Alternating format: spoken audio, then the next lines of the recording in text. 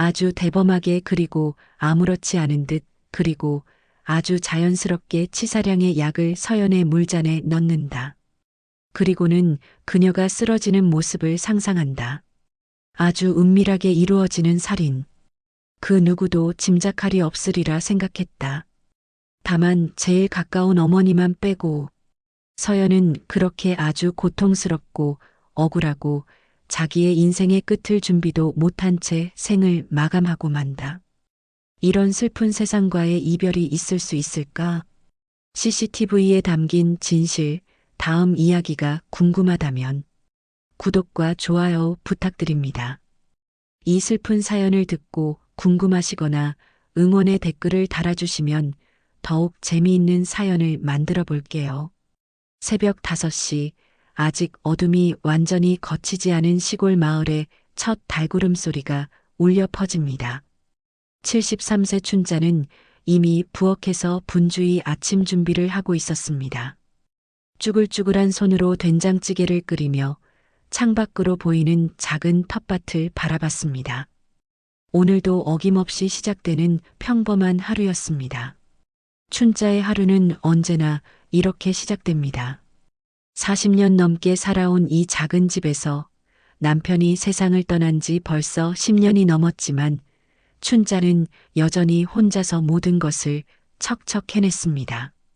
텃밭에서 기른 채소로 반찬을 만들고 닭장에서 갓 낳은 달걀로 계란말이를 부치는 일상이 그녀에게는 삶의 전부였습니다. 아침 6시가 되자 방 안에서 기침 소리가 들렸습니다. 40살 아들 상훈이 깨어나는 소리였습니다. 춘자의 얼굴에 잠깐 그늘이 스쳤습니다.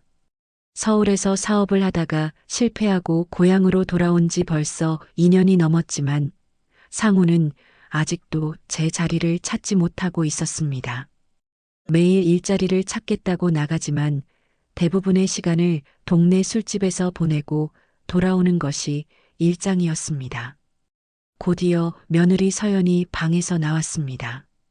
38세의 서연은 시골로 내려온 뒤에도 꿋꿋하게 가정을 지키고 있었습니다.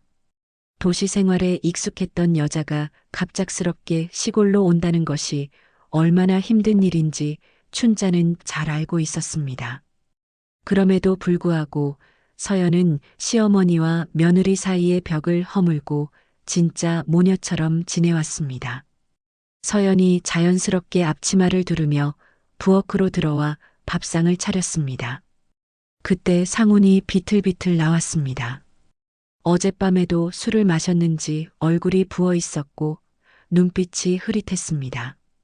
춘자의 마음이 무거워졌습니다. 언제까지 아들이 이런 식으로 살 수는 없는 노릇이었습니다. 식사 시간은 조용했습니다. 상훈은 묵묵히 밥만 먹었고 서연은 시어머니 눈치를 살피며 반찬을 더 올려드렸습니다. 춘자는 아들의 무기력한 모습을 보며 속으로 한숨을 쉬었습니다. 서연이 조심스럽게 마을회관 일자리 이야기를 꺼냈지만 상훈은 짜증을 내며 방으로 들어가 버렸습니다. 오전이 되자 춘자는 텃밭으로 나갔습니다.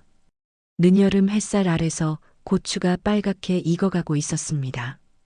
호미로 풀을 매며 춘자는 깊은 생각에 잠겼습니다. 아들의 앞날이 걱정되기도 했지만 요즘 더 신경 쓰이는 것이 있었습니다.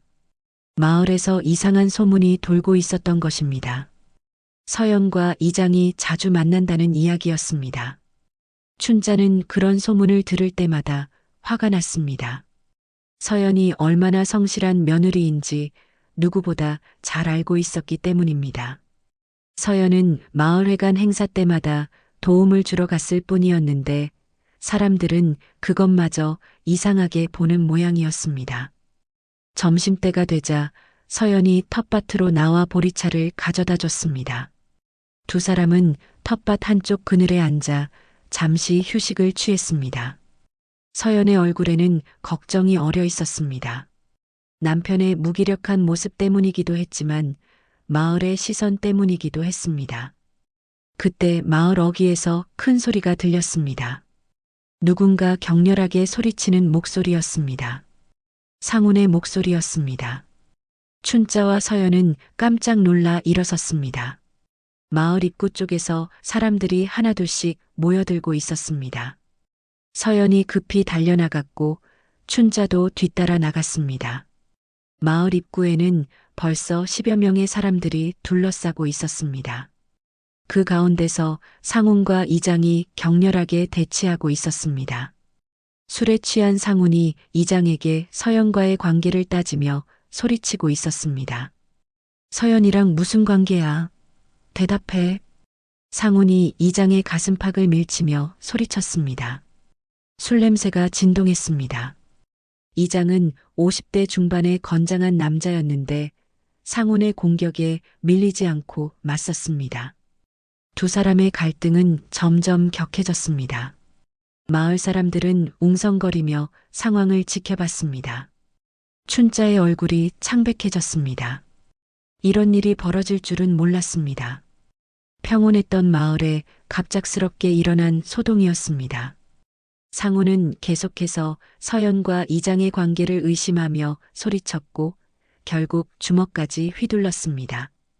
이장도 참지 못하고 상훈의 멱살을 잡았습니다. 두 사람이 얽혀서 뒹굴기 시작했습니다. 마을 사람들이 말렸지만 소용없었습니다. 상훈은 흥분한 채로 마을 사람들 앞에서 서연과 이장의 관계를 의심한다고 큰 소리쳤습니다. 그 순간 서연이 사람들 사이를 뚫고 나왔습니다. 얼굴이 새하얗게 질린 채였습니다. 서연이 상훈을 말렸지만 상훈은 듣지 않았습니다. 오히려 더 흥분해서 서연에게까지 의심의 눈초리를 보냈습니다. 결국 마을 사람들이 나서서 두 사람을 떼어놓았습니다. 상훈은 거친 숨을 몰아쉬며 이장을 노려봤습니다. 이장도 화가 난 얼굴로 옷을 털었습니다. 상훈이 마지막으로 소리치고는 비틀거리며 집으로 돌아갔습니다. 서연은 당황한 채로 사람들에게 고개를 숙이며 사과했습니다. 마을 사람들은 수군거리며 하나씩 흩어졌습니다. 온 동네에 이 일이 알려진 것입니다. 춘자는 멍하니 서 있다가 서연의 손을 잡고 집으로 돌아왔습니다. 그날 밤 춘자는 잠들지 못했습니다. 마을에 이런 일이 벌어진 것이 부끄럽기도 했고 앞으로 어떻게 될지 걱정도 됐습니다. 무엇보다 아들의 모습이 너무 초라했습니다. 술에 취해 사람들 앞에서 소리치는 상훈의 모습이 계속 머릿속에 맴돌았습니다. 춘자는 이불을 뒤척이며 생각했습니다. 이런 식으로 살면 안 되는데 언젠가는 더 큰 일이 벌어질 것 같다는 불길한 예감이 들었습니다. 평온했던 일상에 금이 가기 시작한 것입니다. 춘자의 가슴에 불길한 그림자가 서서히 들이우기 시작했습니다. 마을에서 벌어진 그 소동 이후 며칠이 지났습니다. 상훈과 이장의 싸움은 온 동네 사람들의 입에 오르내렸고 춘자네 집은 마을 사람들의 시선을 한 몸에 받고 있었습니다. 춘자는 장을 보러 나갈 때마다 사람들의 수군거리는 소리를 들어야 했습니다. 춘자네 며느리가 정말 이장이랑 그런 사이일까? 상훈이가 술만 마시니까 서연이가 외로웠을 거야. 이런 말들이 춘자의 귀에 들릴 때마다 가슴이 답답했습니다. 서연이 얼마나 성실한 며느리인지 아는 춘자로서는 억울하기만 했습니다. 하지만 한편으로는 아들이 그런 의심을 할 만큼 집안 분위기가 좋지 않았다는 것도 인정해야 했습니다. 상훈은 그 일 이후로 더욱 술에 의존하게 됐습니다. 아침부터 소주를 마시기 시작했고 집에서 서연과 마주치는 것조차 피하려 했습니다. 밥상에 앉아도 말 한마디 하지 않았고 서연이 말을 걸어도 퉁명스럽게 대답할 뿐이었습니다. 집안의 분위기는 날이 갈수록 무거워져 갔습니다. 서연은 시어머니 앞에서는 태연한 척했지만 춘자의 눈에는 며느리의 마음고생이 고스란히 보였습니다. 밤마다 방에서 흐느끼는 소리가 들렸고 아침에 일어나면 눈이 부어 있었습니다. 그럼에도 불구하고 서연은 집안일을 묵묵히 해냈습니다. 빨래를 하고 청소를 하고 시어머니 끼니를 챙기는 일을 게을리하지 않았습니다.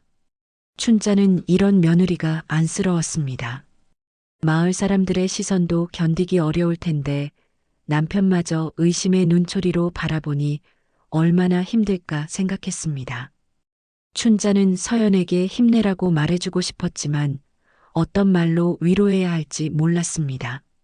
어느 날 아침 춘자가 텃밭에서 고추를 따고 있을 때였습니다. 마을 한쪽에서 상훈이 걸어오는 모습이 보였습니다. 그런데 이상했습니다. 상훈이 동네 병원 쪽에서 오고 있었던 것입니다. 손에는 하얀 약봉지를 들고 있었습니다. 춘자는 호미를 멈추고 아들을 자세히 살펴봤습니다. 상훈은 어디 아픈 기색도 없어 보였는데 왜 병원에 갔을까요? 더욱 이상한 것은 약봉지를 들고 있으면서도 주변을 두리번거리는 모습이었습니다. 마치 누군가에게 들키면 안 되는 일을 한 것처럼 말입니다. 상훈은 평소에 감기에 걸려도 병원 가기를 싫어했습니다. 몸이 아파도 그냥 참고 지나가는 성격이었는데 갑자기 병원에 간 것이 이상했습니다. 더욱이 그렇게 조심스럽게 약봉지를 감추려는 모습이 수상했습니다. 상훈은 집 가까이 오자 약봉지를 재킷 안쪽 주머니에 재빨리 집어넣었습니다. 그리고 아무 일 없었다는 듯이 대문으로 들어갔습니다. 춘자는 계속 텃밭에서 일하는 척하면서 아들의 행동을 지켜봤습니다. 가슴 한구석에 불안한 기운이 스며들기 시작했습니다. 그날 저녁 식사 시간 춘자는 상훈에게 넌지시 물어봤습니다. 상훈의 대답은 시큰둥했습니다. 병원에 갔다는 이야기는 하지 않았습니다. 춘자는 더 이상 묻지 않았지만 마음 한구석에 큰 의문이 남았습니다. 왜 아들이 거짓말을 하는 걸까요? 그 후 며칠 동안 춘자는 상훈의 행동을 유심히 지켜봤습니다. 상훈은 여전히 술을 마시며 무기력하게 지냈지만 가끔씩 밖으로 나갈 때가 있었습니다. 그럴 때마다 어딘가 급한 듯이 서둘러 나가곤 했습니다. 평소에 느릿느릿한 모습과는 전혀 달랐습니다. 더욱 이상한 것은 서연을 바라보는 상훈의 눈빛이었습니다. 예전에는 그냥 무관심했다면 요즘에는 뭔가 계산적인 시선으로 서연을 지켜보곤 했습니다.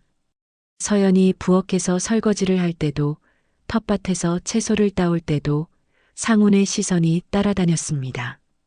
불안감이 점점 커져가던 어느 날 춘자는 중요한 결정을 내렸습니다. 집을 지켜봐야겠다는 생각이 든 것입니다.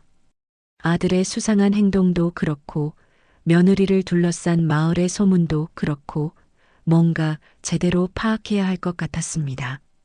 춘자는 동네 전자제품 가게로 향했습니다. 가게 안에는 각종 전자제품들이 빼곡히 진열되어 있었습니다. 춘자는 가게 사장에게 조심스럽게 말했습니다. 집 좀 지켜보려고 하는데 그 카메라 같은 거 있나요? 가게 사장은 73세 할머니가 CCTV를 산다는 것을 신기해했지만 친절하게 여러 종류의 카메라를 보여줬습니다. 춘자는 그 중에서 가장 작고 설치하기 쉬운 것을 골랐습니다. 요즘 도둑이 많다고 둘러댔지만 진짜 이유는 따로 있었습니다. 가게 사장은 설치 방법을 자세히 알려줬습니다. 춘자는 설명서를 꼼꼼히 읽어보며 CCTV 사용법을 익혔습니다. 나이가 들었다고 해서 이런 기계를 못 다룰 것은 없었습니다. 오히려 필요에 의해서라면 무엇이든 배울 수 있다는 각오였습니다. 집으로 돌아온 춘자는 상훈과 서연이 모두 외출한 사이에 CCTV를 설치하기 시작했습니다. 거실 한 구석, 부엌 선반 위, 그리고 대문 쪽 처마 밑에 작은 카메라들을 조심스럽게 숨겨놓았습니다. 눈에 잘 띄지 않으면서도 집안 상황을 잘 볼 수 있는 곳들이었습니다. 설치 과정이 생각보다 복잡했지만 춘자는 끈기 있게 해냈습니다. 설명서를 여러 번 읽어보고 전선을 연결하고 휴대폰 앱까지 설치했습니다. 73세의 나이에도 불구하고 새로운 기술을 배우는 것이 그리 어렵지 않았습니다. 오히려 집안을 지켜야 한다는 절박함이 모든 어려움을 이겨내게 했습니다. 마침내 모든 설치를 마친 춘자는 휴대폰으로 카메라가 제대로 작동하는지 확인했습니다. 거실과 부엌, 대문 앞이 선명하게 보였습니다. 텃밭에서 일하면서도 집안을 지켜볼 수 있게 된 것입니다. 그날 밤 춘자는 처음으로 CCTV 영상을 확인해 봤습니다. 저녁 식사 시간의 모습이 그대로 녹화되어 있었습니다. 상훈이 묵묵히 밥을 먹고 서연이 반찬을 올려주는 평범한 모습이었습니다. 아직까지는 별다른 이상이 없어 보였습니다. 하지만 춘자의 불안감은 쉽게 사라지지 않았습니다. 상훈이 병원에서 약을 받아온 일 그리고 그것을 숨기려 했던 행동이 계속 머릿속에 맴돌았습니다. 도대체 무슨 약이었을까요? 왜 가족에게도 말하지 않았을까요? 그리고 서연을 바라보는 상훈의 이상한 시선은 또 무엇을 의미하는 걸까요?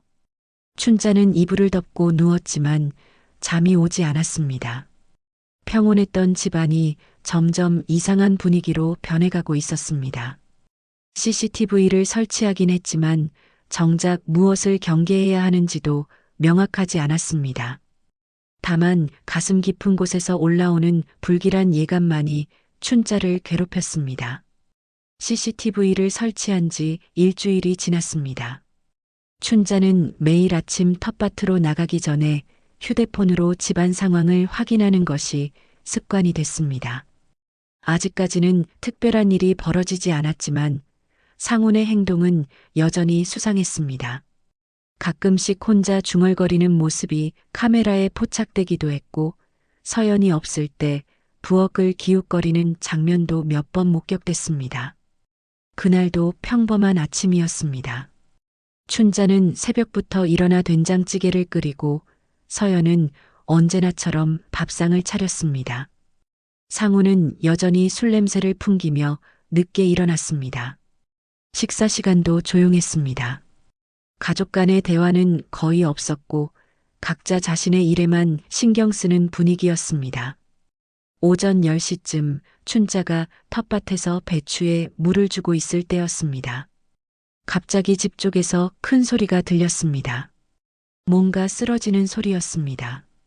춘자는 깜짝 놀라 호미를 던지고 집으로 달려갔습니다. 서연아, 서연아. 춘자가 대문을 열고 들어가니 부엌 바닥에 서연이 쓰러져 있었습니다. 얼굴이 창백하고 입술이 파랗게 질려 있었습니다. 눈은 감겨 있었고 숨소리가 거칠었습니다. 부엌 식탁 위에는 물컵이 엎어져 있었고 물이 바닥에 흘러 있었습니다. 서연아, 정신 차려. 춘자가 서연을 흔들어 깨우려 했지만 반응이 없었습니다. 서연의 몸이 차갑게 식어가고 있었습니다. 춘자는 당황해서 119에 신고했습니다. 목소리가 떨렸지만 최대한 침착하게 상황을 설명했습니다. 빨리 와주세요. 우리 며느리가 갑자기 쓰러졌어요. 구급차가 도착하기까지 춘자는 서연 곁에서 계속 이름을 불렀습니다. 하지만 서연은 끝내 눈을 뜨지 못했습니다. 구급대원들이 서연을 들것에 올리고 병원으로 옮겼지만 이미 때는 늦었습니다. 병원에 도착했을 때 서연은 숨을 거두고 말았습니다. 의사는 갑작스러운 심정지라고 진단했습니다. 건강했던 38세 여성이 별다른 기왕력도 없이 갑자기 사망한 것은 이상했지만 간혹 있을 수 있는 일이라고 설명했습니다. 춘자는 멍한 상태로 의사의 말을 들었습니다. 믿기지 않았습니다. 상우는 소식을 듣고 병원으로 달려왔습니다. 아내의 시신을 보고 엉엉 울었습니다. 하지만 춘자의 눈에는 상훈의 눈물이 진짜 같지 않았습니다. 뭔가 연기하는 것 같다는 느낌이 들었습니다. 그래도 아들이 아내를 잃고 슬퍼하는 것이니 당연하다고 생각하려 했습니다. 장례는 조용히 치러졌습니다. 마을 사람들이 조문을 왔지만 대부분 서연과 이장의 소문 때문에 어색한 분위기였습니다. 사람들은 수군거렸습니다. 혹시 서연이 양심의 가책 때문에 스스로 목숨을 끊은 것은 아닐까 하는 추측도 나왔습니다. 불쌍한 일이네. 그래도 젊은 사람이 마을에 소문이 돌고 나서 많이 힘들어했을 거야. 이런 말들이 춘자의 귀에 들릴 때마다 가슴이 답답했습니다. 서연은 그런 사람이 아니었습니다. 아무리 힘들어도 자살할 성격이 아니었습니다.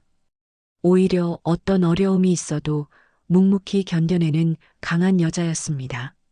장례를 치르고 며칠이 지났을 때 경찰이 집에 찾아왔습니다. 젊은 형사 2명이었습니다. 이들은 서연의 죽음에 대해 몇 가지 의문점이 있다며 조사를 시작했습니다. 혹시 서연 씨가 최근에 힘들어하거나 우울해하는 모습을 보이셨나요? 평소와 다른 행동을 한다거나 이상한 점은 없었습니까? 경찰의 질문에 춘자는 신중하게 대답했습니다. 서연이 마을 소문 때문에 스트레스를 받았던 것은 사실이지만 그렇다고 자살할 정도는 아니었다고 말했습니다. 오히려 평소보다 더 열심히 집안일을 하며 시어머니를 잘 모셨다고 증언했습니다. 상훈도 경찰의 조사를 받았습니다. 상훈은 아내가 갑자기 쓰러져 죽었다며 억울해했습니다. 마을 소문 때문에 부부 사이에 갈등이 있었던 것은 인정했지만 그 외에는 특별한 일이 없었다고 주장했습니다. 가족분들 중에 최근 이상한 점은 없었습니까? 경찰이 마지막으로 물었을 때 춘자는 목구멍까지 차오른 말을 삼켰습니다. 상훈이 병원에서 약을 받아온 일이 떠올랐습니다. 그리고 CCTV가 설치되어 있다는 사실도 생각났습니다. 하지만 쉽게 말할 수가 없었습니다. 혹시 도움이 될 만한 증거나 자료가 있으시면 언제든지 연락 주세요. 경찰은 명함을 남기고 갔습니다. 춘자는 명함을 받아들고 한참을 바라봤습니다. CCTV 영상을 제출해야 할까요? 하지만 그 안에 무엇이 담겨 있을지 확신할 수 없었습니다. 만약 정말 끔찍한 일이 벌어졌다면 어떻게 해야 할까요? 그날 밤 춘자는 잠들지 못했습니다. 서연의 죽음이 과연 자연사일까 하는 의문이 계속 들었습니다. 상훈의 수상한 행동들이 하나씩 떠올랐습니다. 병원에서 받아온 정체불명의 약, 서연을 바라보는 이상한 시선, 그리고 서연이 쓰러진 후 보인 어색한 슬픔의 연기. 설마 그럴 리는 없어. 춘자는 고개를 저었습니다. 아무리 그래도 친아들이 며느리를 해칠 리는 없다고 생각했습니다. 하지만 한편으로는 CCTV 영상을 확인해 봐야 한다는 생각이 들었습니다. 서연이 쓰러진 그날 아침에 무슨 일이 있었는지 알아야 했습니다. 춘자는 침대에서 일어나 거실로 나갔습니다. 상우는 방에서 코를 골며 자고 있었습니다. 춘자는 조용히 휴대폰을 꺼내 CCTV 앱을 실행했습니다. 떨리는 손으로 서연이 쓰러진 그날의 영상을 찾기 시작했습니다. 진실이 무엇인지 알아야겠어. 춘자의 마음은 복잡했습니다. 한편으로는 아무것도 발견되지 않기를 바랐고 다른 한편으로는 서연의 억울함이 밝혀지기를 원했습니다. 휴대폰 화면에 그날 아침의 영상이 나타나기 시작했습니다. 춘자는 숨을 죽이고 영상을 지켜봤습니다. 평범해 보이는 아침 풍경이었습니다. 서연이 부엌에서 설거지를 하고 상훈이 거실에서 술을 마시고 있었습니다. 아직까지는 별다른 이상이 없어 보였습니다. 하지만 춘자는 계속 영상을 지켜봤습니다. 뭔가 중요한 단서가 숨어 있을 것 같았습니다. 춘자는 떨리는 손으로 휴대폰을 움켜쥐고 CCTV 영상을 계속 지켜봤습니다. 서연이 죽은 그날 아침의 모습이 선명하게 화면에 나타나고 있었습니다. 처음에는 평범한 일상처럼 보였습니다. 서연이 부엌에서 설거지를 하고 상훈이 거실 소파에 앉아 소주잔을 기울이고 있었습니다. 시간이 흘러 오전 9시쯤 서연이 부엌에서 물을 끓이기 시작했습니다. 차를 마시려는 모양이었습니다. 상훈은 여전히 거실에서 술을 마시고 있었는데 서연의 움직임을 유심히 지켜보고 있었습니다. 춘자는 상훈의 그런 시선이 예사롭지 않다는 것을 느꼈습니다. 서연이 찻잔에 뜨거운 물을 따르고 있을 때 상훈이 갑자기 일어났습니다. 그리고 부엌으로 걸어가며 서연에게 말을 걸었습니다. 하지만 CCTV에는 소리가 녹음되지 않아서 무슨 대화를 나누는지 알 수 없었습니다. 서연은 남편이 다가오자 잠시 놀라는 표정을 지었습니다. 상훈이 부엌 찬장을 열더니 무언가를 꺼냈습니다. 작은 병 같은 것이었습니다. 춘자는 눈을 크게 뜨고 화면을 자세히 들여다봤습니다. 그 병이 상훈이 병원에서 받아온 약병인 것 같았습니다. 상훈은 서연이 잠시 다른 곳을 보고 있는 사이에 재빨리 약병을 열었습니다. 그리고 믿을 수 없는 일이 벌어졌습니다. 상훈이 무심한 얼굴로 서연의 찻잔에 약을 몇 방울 떨어뜨리는 것이었습니다. 동작이 너무나 자연스러웠습니다. 마치 설탕을 넣는 것처럼 아무렇지 않게 말입니다. 서연은 그 모습을 전혀 눈치채지 못했습니다. 세상에, 이게 무슨... 춘자의 입에서 작은 신음이 새어나왔습니다.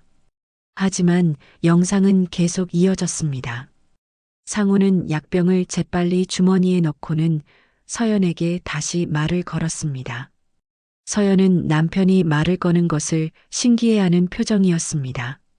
최근에 대화다운 대화를 나눈 적이 거의 없었기 때문입니다. 두 사람은 잠시 대화를 나누는 듯 했습니다. 서연의 표정이 조금씩 밝아지는 것이 보였습니다.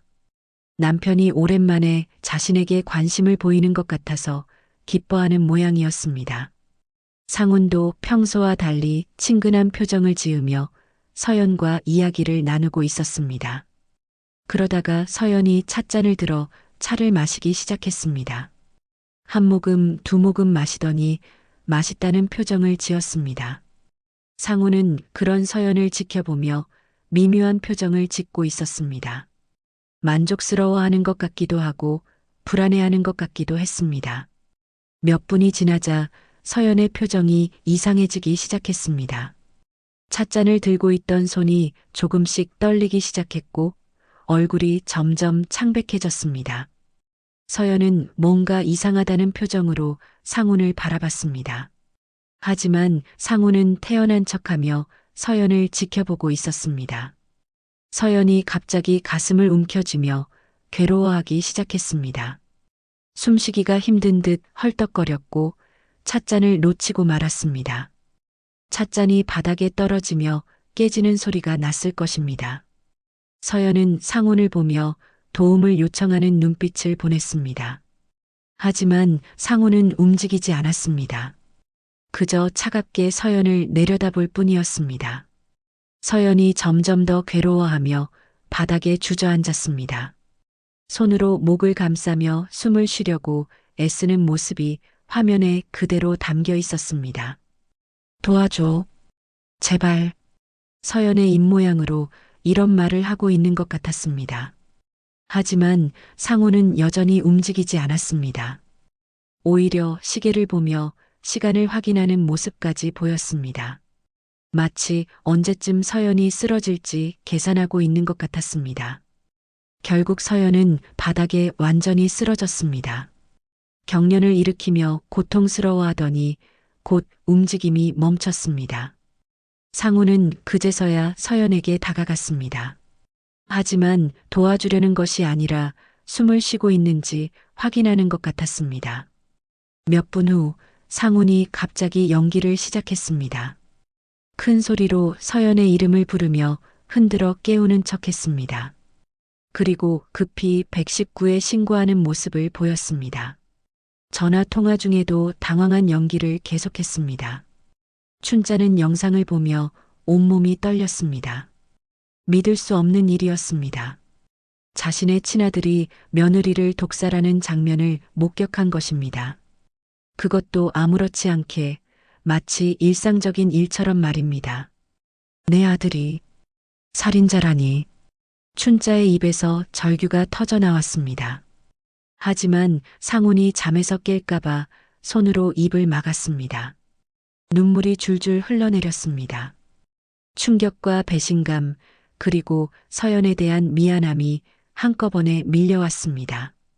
춘자는 영상을 다시 처음부터 봤습니다. 혹시 자신이 잘못 본 것은 아닐까 하는 희망을 가지고 말입니다.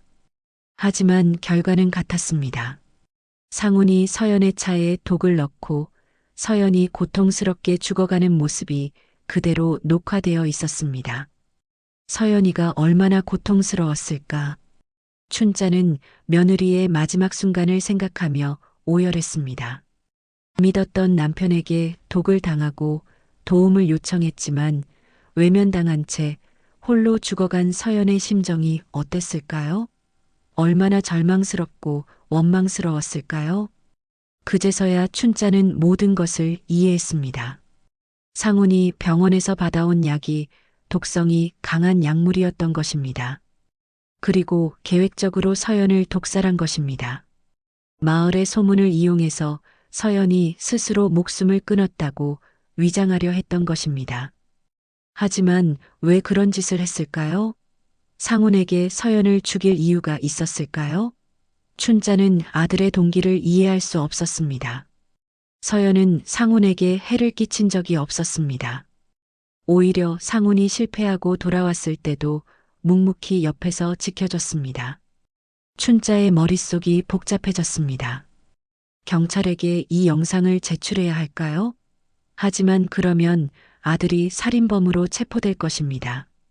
평생 감옥에서 살아야 할지도 모릅니다.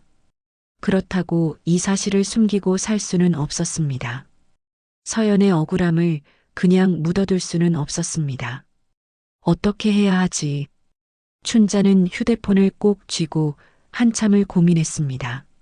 모성애와 정의감 사이에서 갈등했습니다. 아들을 지켜야 할 어머니로서의 마음과 억울하게 죽은 며느리를 위해 진실을 밝혀야 한다는 양심 사이에서 괴로워했습니다. 동이 트기 시작했습니다. 춘자는 밤새 잠들지 못하고 고민만 했습니다. 확실한 것은 이 비밀을 혼자 감당하기에는 너무 무겁다는 것이었습니다. 언젠가는 결정을 내려야 할 때가 올 것입니다. 그날 이후 춘자는 평상시와 다름없이 생활하려 노력했습니다. 하지만 마음은 전혀 평온하지 않았습니다. 상훈과 마주칠 때마다 가슴이 철렁했고 밥을 차려줄 때도 손이 떨렸습니다. 며칠 전까지만 해도 그냥 무기력한 아들이었는데 이제는 살인자로 보였습니다. CCTV 영상 속에서 본 그 끔찍한 장면이 계속 머릿속에 맴돌았습니다. 상훈은 여전히 술을 마시며 무료하게 지냈습니다. 아내를 잃은 슬픔에 빠진 것처럼 연기했지만 춘자의 눈에는 모든 것이 가식으로 보였습니다. 가끔 서연 이야기가 나오면 눈물을 흘리기도 했지만 그마저도 진짜 같지 않았습니다. 오히려 연기하는 것처럼 어색하고 부자연스러웠습니다. 서연이가 없으니까 집이 너무 조용해요. 상훈이 이런 말을 할 때마다 춘자는 속이 뒤틀렸습니다. 자신이 직접 독살해 놓고도 이렇게 뻔뻔스럽게 슬픔을 가장할 수 있다니 믿기지 않았습니다. 친아들이지만 이해할 수 없는 모습이었습니다. 춘자는 USB에 CCTV 영상을 저장해 놓았습니다. 경찰서에 제출할 수 있도록 준비해 둔 것입니다. 하지만 아직 용기가 나지 않았습니다. 한번 제출하면 되돌릴 수 없다는 것을 알고 있었기 때문입니다. 아들을 직접 감옥으로 보내야 한다는 현실이 너무 무거웠습니다. 매일 밤 춘자는 잠들기 전에 그 영상을 다시 봤습니다. 혹시 자신이 잘못 본 것은 아닐까 하는 희망을 가지고 말입니다. 하지만 볼 때마다 똑같은 장면이 반복됐습니다. 상훈이 서연의 차에 독을 넣고 서연이 고통스럽게 죽어가는 모습이 선명하게 담겨 있었습니다. 서연이 죽은 지 일주일이 지났을 때 경찰이 다시 찾아왔습니다. 이번에는 좀 더 구체적인 질문들이었습니다. 서연의 사망 원인에 대해 의문점이 있다며 부검 결과 혈액에서 독성 물질이 검출됐다고 했습니다. 단순한 심정지가 아니라 중독사일 가능성이 높다는 것이었습니다. 서연 씨 혈액에서 독성이 강한 화학물질이 발견됐습니다. 이런 물질은 일반인이 쉽게 구할 수 있는 것이 아닙니다. 형사의 말에 춘자의 심장이 빨리 뛰었습니다. 경찰도 서연의 죽음이 단순 사고가 아니라는 것을 알아차린 것입니다. 이제 시간 문제였습니다. 언젠가는 진실이 밝혀질 것입니다. 혹시 도움이 될 만한 증거나 자료가 있습니까? 경찰의 질문에 춘자는 주머니 속 USB를 만졌습니다. 바로 꺼내서 건네주고 싶은 마음과 아들을 지키고 싶은 마음이 충돌했습니다. 모성애와 정의감 사이에서 갈등하며 춘자는 한참을 고민했습니다. 결국 춘자는 고개를 저었습니다. 특별한 건 없었어요. 평소와 다를 게 없었거든요. 거짓말을 하고 나니 가슴이 더욱 답답해졌습니다. 경찰들은 며칠 더 조사하겠다며 돌아갔습니다. 춘자는 그들의 뒷모습을 바라보며 복잡한 심정이었습니다. 언젠가는 진실을 말해야 한다는 것을 알고 있었지만 아직은 준비가 되지 않았습니다. 상훈도 경찰의 재조사를 받았습니다. 하지만 여전히 자신은 아무것도 모른다고 주장했습니다. 아내가 갑자기 쓰러져 죽었다며 억울해했고 범인을 꼭 찾아달라고 부탁하기까지 했습니다. 그 모습을 지켜보는 춘자는 속이 뒤틀렸습니다. 그날 밤 춘자는 다시 한번 영상을 확인했습니다. 상훈이 서연의 차에 독을 넣는 장면을 반복해서 봤습니다. 볼 때마다 가슴이 아팠지만 현실을 받아들여야 했습니다. 자신의 아들이 며느리를 독살한 것이 명백한 사실이었습니다. 이걸 내면 내 아들이 감옥에 가겠지. 하지만 숨기면 서연의 억울함은 어떻게 하지? 춘자는 밤새 고민했습니다. USB를 꺼내 들여다보고 다시 서랍에 넣기를 반복했습니다. 결정을 내리기가 너무 어려웠습니다. 서연의 얼굴이 자꾸 떠올랐습니다. 항상 밝게 웃으며 시어머니를 모셨던 착한 며느리였습니다. 다음 날 춘자는 상훈의 방을 뒤지기로 결심했습니다. 혹시 다른 증거가 있을지도 모른다는 생각에서였습니다. 상훈이 마을로 나간 사이에 조심스럽게 방문을 열었습니다. 가슴이 두근거렸지만 진실을 알아야 했습니다. 서랍을 열어보니 여러 가지 서류들이 어지럽게 널려 있었습니다. 대부분 빚 독촉장이었습니다. 은행에서 온 것도 있고 사채업체에서 온 것도 있었습니다. 춘자는 깜짝 놀랐습니다. 상훈의 빚이 생각보다 훨씬 많았던 것입니다. 몇 천만 원이 넘는 큰 금액이었습니다. 이렇게 빚이 많았구나. 그래서 춘자가 서류를 더 뒤져보니 병원 처방전들이 나왔습니다. 모두 상훈 명의로 된 것들이었습니다. 수면제, 신경안정제, 그리고 이름도 생소한 약들의 처방전이 여러 장 있었습니다. 날짜를 보니 최근 몇 달 동안 여러 병원을 다니며 받은 것들이었습니다. 각각 다른 병원에서 받은 처방전들이었습니다. 상훈이 의도적으로 여러 곳을 돌아다니며 위험한 약물들을 모아온 것 같았습니다. 처방전에 적힌 약물들 중에는 과다 복용하면 생명이 위험할 수 있는 것들이 많았습니다. 가장 충격적인 것은 작은 메모장이었습니다. 상훈의 글씨로 보험금이라고 굵게 적혀 있었고 그 밑에 금액이 적혀 있었습니다. 서연의 생명보험 금액이었습니다. 2억 원이라는 큰 금액이었습니다. 옆에는 빚금액도 적혀 있었고 보험금으로 빚을 갚고 남는 돈까지 계산해 놓았습니다. 설마 보험금 때문에 서연이를. 춘자는 손이 떨렸습니다. 상훈이 서연을 죽인 이유가 보험금 때문이었을 가능성이 높아 보였습니다. 빚에 쪄들어 살던 상훈에게 2억 원의 보험금은 큰 유혹이었을 것입니다. 그를 위해 아내의 목숨까지 노린 것입니다. 메모장을 더 자세히 들여다보니 계획적인 범행이었음이 더욱 분명해졌습니다. 언제부터인가 상훈은 서연을 죽일 계획을 세우고 있었던 것입니다. 여러 병원을 돌아다니며 독성 있는 약물들을 모아왔고 마을의 소문을 이용해 자살로 위장하려 했던 것입니다. 메모에는 서연의 일과까지 적혀 있었습니다. 몇 시에 차를 마시는지, 언제 혼자 있는 시간이 많은지까지 세세하게 관찰한 기록이 남아 있었습니다. 춘자는 등골이 오싹해졌습니다. 상훈이 얼마나 치밀하게 계획을 세웠는지 알 수 있었습니다.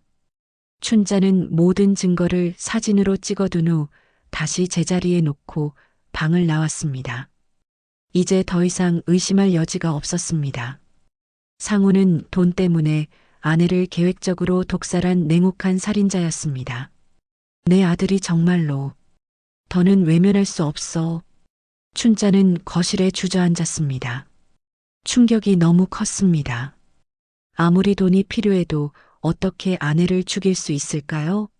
그것도 자신을 믿고 따랐던 착한 아내를 말입니다. 춘자는 거실에 주저앉아 한참을 멍하니 있었습니다. 상훈의 방에서 발견한 증거들이 머릿속을 맴돌았습니다.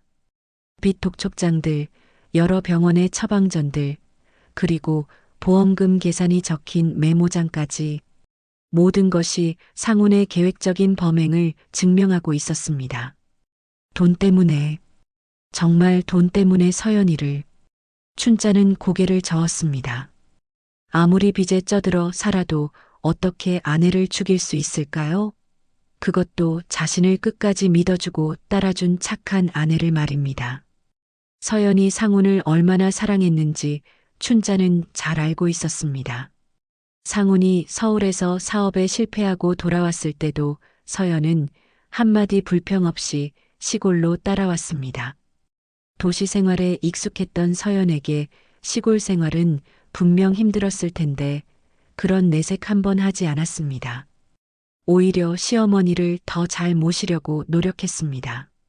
상훈이 술만 마시고 일자리를 찾지 않아도 서연은 묵묵히 참았습니다. 가끔 조심스럽게 일자리 이야기를 꺼냈지만 상훈이 짜증을 내면 더 이상 말하지 않았습니다. 그런 서연의 모습을 보며 춘자는 안쓰러워했는데 정작 상훈은 그런 아내를 돈 때문에 죽였던 것입니다. 춘자는 서연이 마지막으로 고통받았을 모습을 떠올렸습니다. CCTV 영상에서 본 그 장면이 생생했습니다. 남편이 탄 차를 마시고 점점 괴로워하는 서연의 모습, 도움을 요청했지만 냉정하게 외면당한 채 홀로 죽어간 서연의 절망감이 어땠을까요? 얼마나 배신감이 컸을까? 믿었던 남편한테 그런 일을 당했으니. 춘자의 눈에서 눈물이 흘러내렸습니다. 며느리에 대한 미안함과 아들에 대한 분노가 동시에 밀려왔습니다. 이렇게 끔찍한 일을 저지른 상훈이 아직도 집에서 태연하게 지내고 있다는 것이 믿어지지 않았습니다. 오후가 되자 상훈이 돌아왔습니다. 어디서 술을 마셨는지 얼굴이 빨갛게 달아올라 있었습니다. 평소처럼 아무렇지 않은 표정으로 집 안으로 들어왔습니다. 춘자는 아들을 보며 가슴이 답답했습니다. 엄마, 저녁은 언제 해줄 거예요? 상훈이 당연하다는 듯이 물었습니다. 춘자는 대답하지 못했습니다. 어떻게 살인자에게 밥을 차려줄 수 있을까요? 하지만 아직 모른 척해야 했습니다. 성급하게 행동하면 안 됐습니다. 곧 할게. 춘자가 간신히 대답했습니다. 부엌으로 가서 저녁을 준비하는데 손이 계속 떨렸습니다. 며칠 전만 해도 이곳에서 서연이 요리를 했었는데 이제는 영원히 볼 수 없게 됐습니다. 그것도 남편의 손에 죽임을 당해서 말입니다.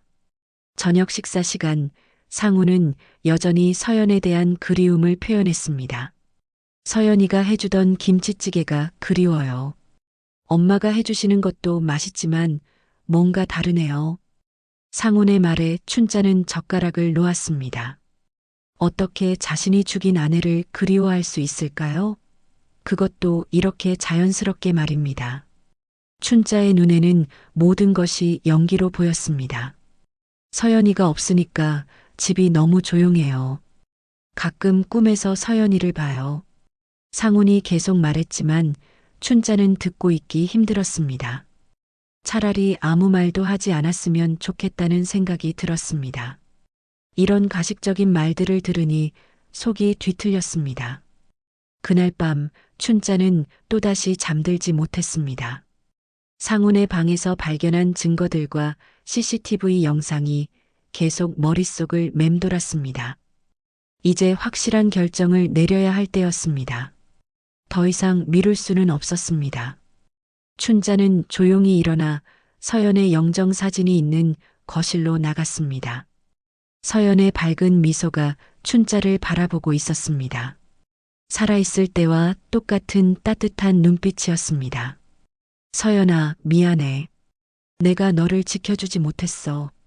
춘자가 서연의 사진 앞에 무릎을 꿇었습니다. 며느리에게 용서를 구하고 싶었습니다. 아들의 어머니로서 서연을 지켜주지 못한 것이 너무 미안했습니다. 하지만 이제라도 내 억울함은 꼭 풀어줄게. 그게 시어머니인 내가 할 수 있는 마지막 일이야. 춘자는 결심을 굳혔습니다. 아무리 친아들이라 해도 이런 끔찍한 범죄를 저지른 이상 법의 심판을 받아야 했습니다. 그것이 서연을 위한 일이고 또한 옳은 일이었습니다. USB를 꺼내 마지막으로 한 번 더 확인했습니다. 상훈이 서연을 독살하는 장면이 여전히 선명하게 남아 있었습니다. 그리고 휴대폰에 저장해둔 상훈 방의 증거 사진들도 확인했습니다. 처방전들과 보험금 메모까지 모든 증거가 갖춰져 있었습니다. 내일 아침에 경찰서에 가자. 춘자는 마음을 정했습니다. 더 이상 망설일 이유가 없었습니다. 상훈이 저지른 범죄의 모든 증거를 경찰에게 제출하고 서연의 억울함을 풀어주기로 했습니다. 잠시 모성애가 고개를 들기도 했습니다. 아들을 감옥으로 보내야 한다는 현실이 가슴 아팠습니다. 하지만 그보다 더 중요한 것은 정의였습니다. 무고한 서연이 죽임을 당했는데 그 범인이 처벌받지 않는다면 세상에 정의는 없는 것입니다. 상훈이도 이제 자신이 한 일의 대가를 치러야 해. 춘자는 상훈의 방을 바라봤습니다. 아직도 코를 골며 자고 있는 상훈의 모습이 보였습니다. 내일이면 모든 것이 끝날 것입니다. 상훈은 체포되고 서연의 진실은 밝혀질 것입니다. 춘자는 서연의 사진을 다시 바라봤습니다. 서연의 미소가 더욱 따뜻하게 느껴졌습니다. 마치 고맙다고 말하는 것 같았습니다. 춘자는 그 미소를 보며 자신의 결정이 옳다는 확신을 가졌습니다. 잘 자라, 서연아. 내일이면 내 억울함이 풀릴 거야. 춘자는 서연의 사진에 마지막 인사를 하고 방으로 돌아갔습니다. 내일 아침이면 모든 것이 달라질 것입니다. 진실이 밝혀지고 정의가 실현되는 날이 올 것입니다. 새벽 5시 춘자는 잠들지 못한 채 일어났습니다. 결심을 굳힌 후에도 마음이 편하지 않았습니다. 오늘 아침이면 자신의 친아들을 경찰에 신고해야 한다는 현실이 무겁게 다가왔습니다. 하지만 이미 돌이킬 수 없었습니다. 서연의 억울함을 풀어주는 것이 더 중요했습니다. 춘자는 조용히 옷을 갈아입고 USB와 휴대폰을 가방에 넣었습니다. CCTV 영상과 상훈 방에서 찍어둔 증거 사진들이 모두 들어 있었습니다. 이것만 있으면 상훈의 범행을 충분히 입증할 수 있을 것입니다.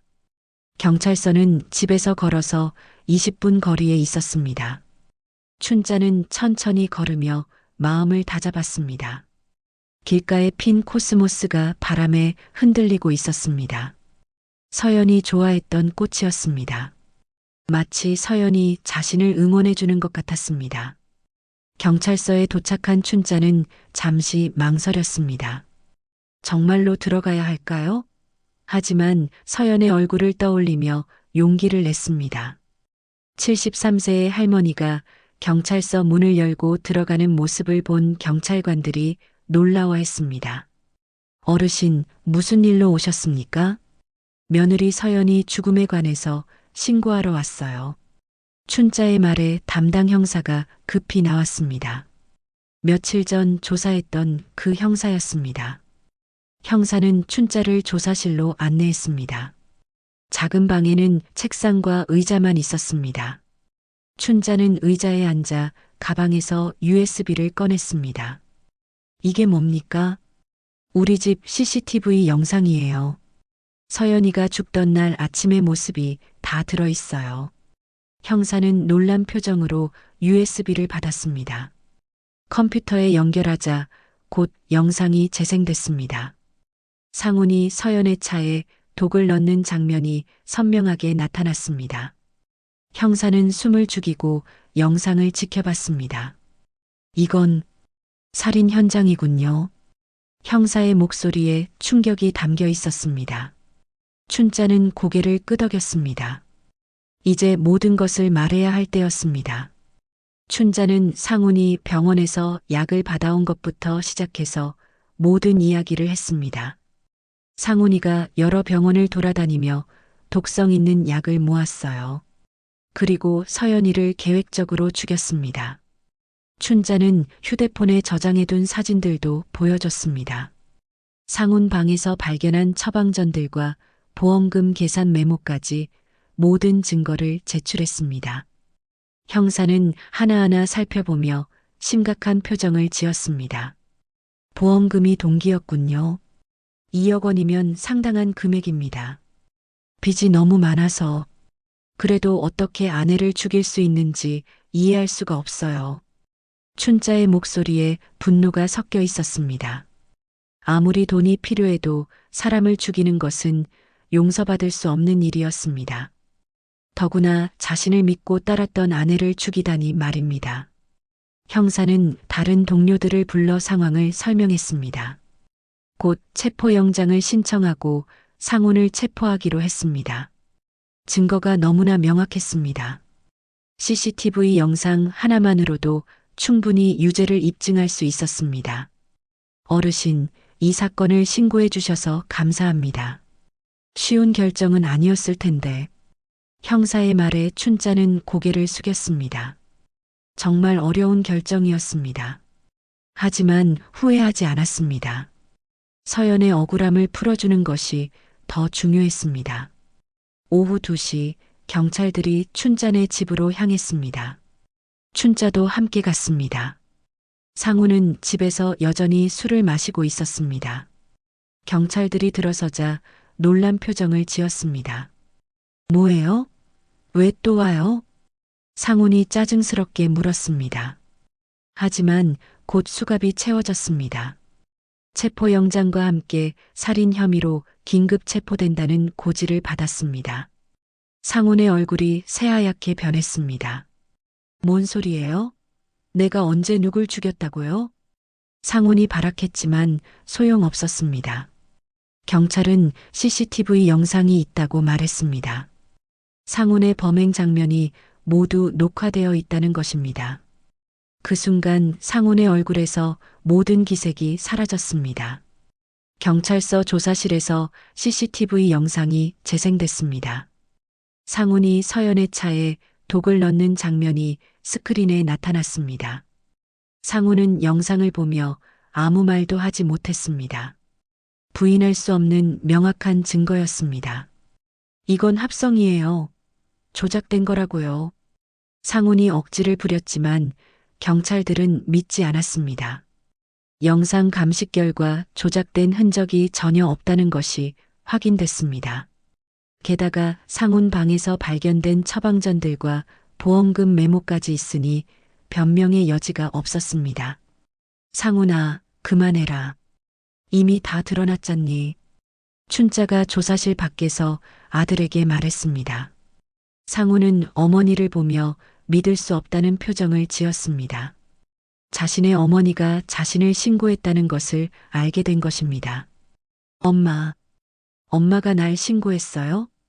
상훈의 목소리에 배신감이 담겨 있었습니다. 하지만 춘자는 흔들리지 않았습니다. 이미 각오한 일이었습니다. 아들을 잃는 것보다 정의를 실현하는 것이 더 중요했습니다. 그래, 내가 신고했다.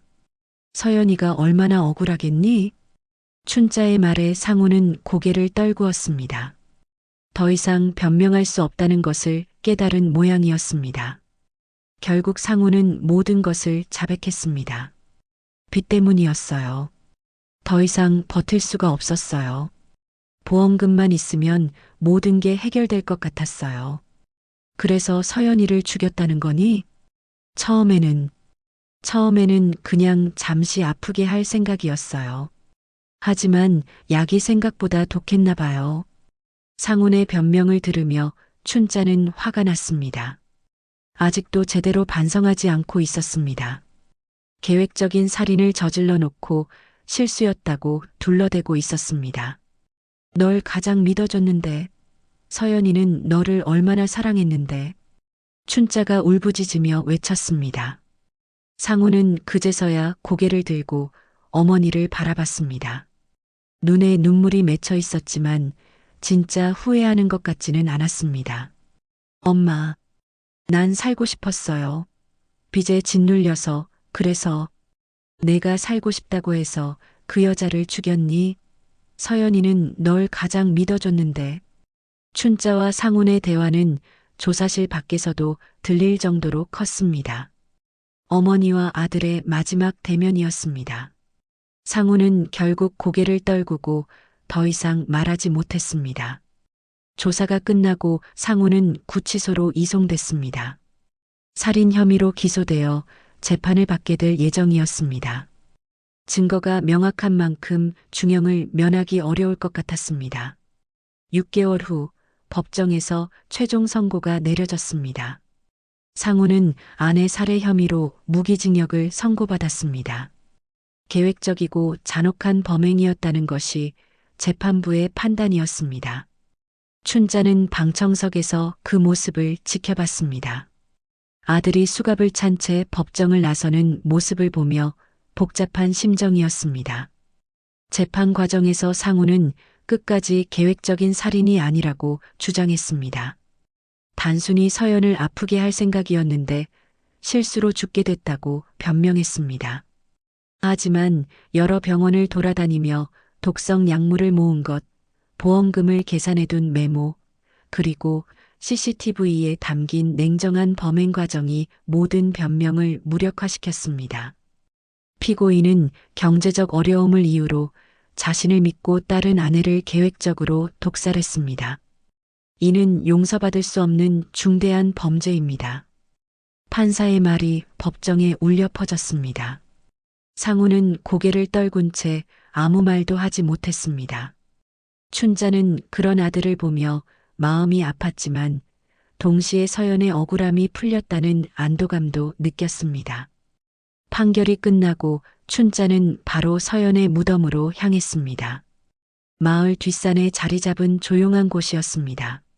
춘자는 서연의 묘비 앞에 무릎을 꿇고 절을 올렸습니다. 손에는 서연이 좋아했던 코스모스 꽃다발을 들고 있었습니다. 서연아, 이제 내 억울함은 다 풀렸다. 춘자의 목소리에 떨림이 있었습니다. 반년 동안의 긴 재판 과정이 모두 끝났습니다. 상훈은 마땅한 처벌을 받았고 서연의 죽음에 대한 진실도 모두 밝혀졌습니다. 하지만 서연이 다시 돌아오는 것은 아니었습니다. 하지만 널 지켜주지 못해 미안하다. 춘자는 흐느꼈습니다. 아들의 범행을 미리 알았더라면 서연을 구할 수 있었을 텐데 하는 후회가 남았습니다. 시어머니로서 며느리를 보호해주지 못한 것이 평생 가슴에 남을 것 같았습니다. 무덤 앞에 앉아 춘자는 서연과의 추억들을 떠올렸습니다. 처음 며느리로 집에 왔을 때의 수줍어하던 모습, 시골 생활에 적응하려고 노력하던 모습, 시어머니를 친어머니처럼 따르던 모습들이 하나씩 생각났습니다. 정말 좋은 며느리였는데 이런 일을 당하다니. 춘자는 한참을 무덤 앞에 앉아 있었습니다. 해가 서쪽으로 기울어가고 있었지만 일어날 생각이 없었습니다. 서연과 함께했던 마지막 시간을 가지고 싶었습니다. 그때 뒤에서 발소리가 들렸습니다. 마을 사람들이 찾아온 것입니다. 이장을 비롯해 여러 사람들이 꽃을 들고 와 있었습니다. 춘자를 보자 모두 조용히 고개를 숙였습니다. 춘자 씨, 우리가 서연 씨에게 너무 미안합니다. 이장이 먼저 말을 꺼냈습니다. 마을 사람들도 고개를 끄덕였습니다. 서연과 이장의 관계를 의심했던 것에 대해 사과하려고 온 것입니다. 진실이 밝혀진 후 마을 사람들은 모두 미안해했습니다. 서연 씨는 정말 좋은 사람이었는데 우리가 이상한 소문만 퍼뜨렸네요. 앞으로는 서연 씨를 잘 모셔드릴게요. 마을 사람들이 하나씩 사과의 말을 했습니다. 춘자는 고개를 끄덕이며 받아들였습니다. 이제 와서 후회해도 소용없는 일이었지만 그래도 마음이 조금은 나았습니다. 사람들이 모두 떠나고 춘자는 다시 혼자가 됐습니다. 어둠이 조금씩 내려오고 있었습니다. 춘자는 마지막으로 서연의 묘비를 쓰다듬었습니다. 차가운 돌이었지만 서연의 온기가 느껴지는 것 같았습니다. 집으로 돌아가는 길, 춘자는 많은 생각을 했습니다. 앞으로 혼자 어떻게 살아가야 할지 막막했습니다. 아들도 잃고 며느리도 잃었으니 이제 정말 혼자가 된 것입니다. 하지만 후회하지는 않았습니다. 옳은 일을 했다는 확신이 있었습니다. 며칠 후 춘자는 특별한 결정을 내렸습니다. 서연이 생전에 하고 싶어 했던 일을 해보기로 한 것입니다. 서연은 항상 마을 사람들과 함께 뭔가 만들어 보고 싶다고 말했었습니다. 작은 공방을 차려서 마을 할머니들과 함께 손뜨개나 자수 같은 것을 하고 싶다고 했었습니다. 춘자는 집 앞 빈 공간을 정리해서 작은 공방을 만들기 시작했습니다. 마을 사람들이 도와줬습니다. 모두 서연에 대한 미안함과 춘자에 대한 고마움을 표현하고 싶어 했습니다. 서연 공방이라고 이름을 지을게요. 춘자가 말하자 마을 사람들이 모두 찬성했습니다. 서연을 기리는 의미에서 그렇게 이름을 짓기로 했습니다. 공방에는 서연의 사진을 걸어두고 서연이 좋아했던 꽃들을 심어두었습니다. 공방이 완성되자 마을 할머니들이 하나둘씩 모여들기 시작했습니다. 뜨개질을 하거나 자수를 놓으면서 서로 이야기를 나누었습니다. 춘자도 그 속에서 새로운 활력을 찾았습니다. 서연이가 이 모습을 보면 좋아했을 텐데. 춘자는 공방에서 할머니들과 함께 시간을 보내며 서연을 그리워했습니다. 비록 서연은 돌아오지 못하지만 그녀의 꿈은 이렇게 실현되고 있었습니다. 계절이 바뀌고 시간이 흘러도 춘자의 일상은 계속됐습니다. 아침에 일어나 텃밭을 돌보고 오후에는 서연 공방에서 마을 사람들과 시간을 보냈습니다. 저녁에는 서연의 무덤에 들러 안부를 전했습니다. 비극적인 사건을 겪었지만 춘자는 굴복하지 않았습니다. 진실을 밝혀내는 용기를 보였고 그 후에도 삶을 포기하지 않았습니다. 오히려 서연의 뜻을 이어받아 더 의미 있는 일을 하며 살아갔습니다. 서연 공방에 모인 할머니들은 춘자의 용기에 대해 종종 이야기했습니다. 73세의 나이에 친아들을 신고하는 일이 얼마나 어려웠을지 모두 이해하고 있었습니다. 하지만 그 용기 덕분에 진실이 밝혀졌고 정의가 실현됐습니다. 춘자 씨 덕분에 우리 마을에 정의가 살아있다는 걸 알았어요. 정말 용감하셨어요. 우리는 그런 용기를 가질 수 있을까요? 마을 사람들의 존경을 받으며 춘자는 새로운 삶을 살아가고 있었습니다. 비극 속에서도 굴복하지 않은 한 어머니의 용기가 많은 사람들에게 깊은 감동을 주고 있었습니다. 이번 사연은 어떠셨나요? 아무리 나쁜 상황이 있었지만 지나고 나면 과거에 얽매이지 않고 밝은 미래를 향해 나아가는 것이 더욱 뜻깊은 인생을 살아가는 방법이 아닐런지요. 다음번 더 좋은 사연으로 찾아뵐게요. 인생의 나침반이었습니다.